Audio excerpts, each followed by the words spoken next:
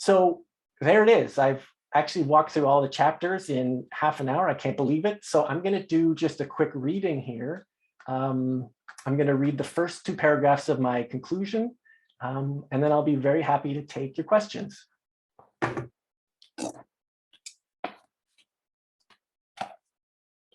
I tried to not read too much because I've been to some book launches where academics, they're reading their book and it's just on, and I thought that I'd be better at explaining the things, Academic writing is a bit dense, but hopefully this goes well. Okay, here it is.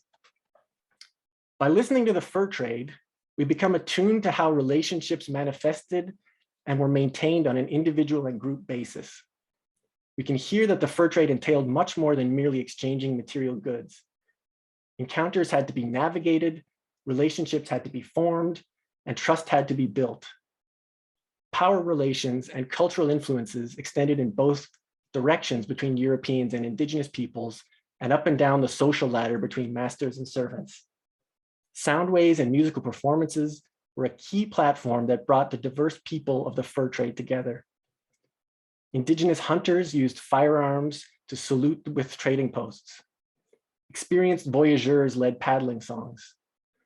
Fur traders, servants, voyageurs, and Indigenous peoples played reels on the fiddle and danced to its music. In cross-cultural encounters, singing and dancing were primary forms of interaction. When the words of religious songs were not understood, their solemnity was. While many aspects of the musical encounter were successfully navigated, there were instances of unfamiliarity and misunderstanding. Fur traders who spent years living near Indigenous communities and with Indigenous peoples were more likely to become acquainted with their culture and describe it in their written records. Getting along required a frequent renewal of relationships and cultural protocol that often involved singing and dancing. Today, the decaying foundations of most trading posts across northern North America convey a profound sense of silence. A few historical sites have resurrected an echo of their former life, but it is usually quite different than how it would have sounded in the past. Many people are not aware of their existence or that their town or city was built on or near the location of a historic trading post. The prevailing traditional image of the Canadian North, established by the Group of Seven and others, presents an image of a harsh and barren landscape. It is devoid of an Indigenous presence. It is also devoid of the vibrant fur trade history that resounded for centuries. The fur trade was anything but silent.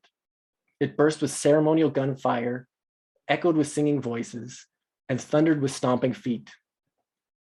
Both Europeans and Indigenous peoples had their own distinct musical cultures and soundways that collided and mixed in an often noisy affair. It is impossible to literally listen to this fur trade, but by attempting to, we hear key aspects of the shared history between Indigenous peoples and Euro-Canadians.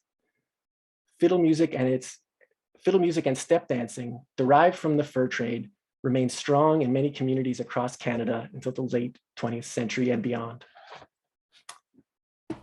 Okay, there's the reading, and thank you.